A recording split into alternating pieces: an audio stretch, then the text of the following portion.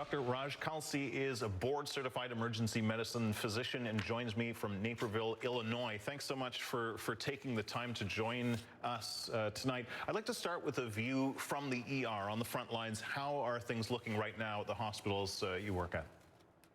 So as you may know, I work at small hospitals and big hospitals. Today, I finished a 10-hour shift, and work is extremely busy. We're busy with the stuff that we always see, traumas, psych patients, which are coming in the droves these days. Unfortunately, people are having a hard time dealing with things like coping, and everything from heart maladies to cancer, but also COVID, and in particular in the Hispanic population in my community. From a national perspective, there is some more good news as well. Both the number of cases and the positivity rates seem to be on a slight decline. So that's the good news. The bad news is infections seem to be rising in young people in general and in schools specifically. So I'd like to ask you about a study in the Journal of Pediatrics, which found that infected children have a significantly higher level of virus in their airways than adults hospitalized in the ICU for COVID-19 treatment, which suggests that, in the words of one of the authors, children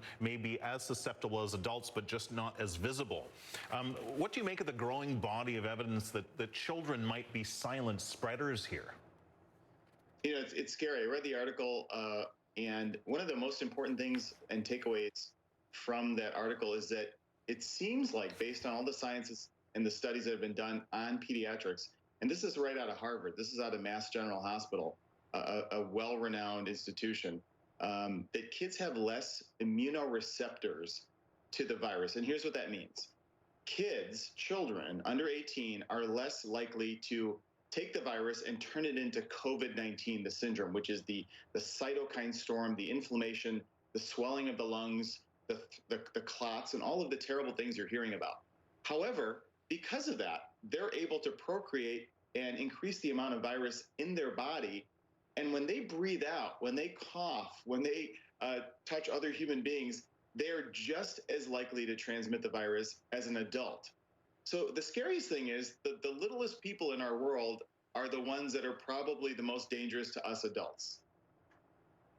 Wow. Well, that's certainly worrying when we're talking about having so many kids go to school, and then also the fall. We have COVID, the seasonal flu, so authorities are trying to step up efforts to get people to get their flu shot this year. They're letting pharmacists give the shots to kids 3 to 18, but the take-up for the flu shot is so low, and quite low for children. So how important is it for young people to get the flu shot, and how do you encourage people to get them? I know the state of Massachusetts, for instance, is mandating them for students, but is that the answer here? This is America. Mandating anything is going to be a challenge, right? We're going to have two opinions on every single topic.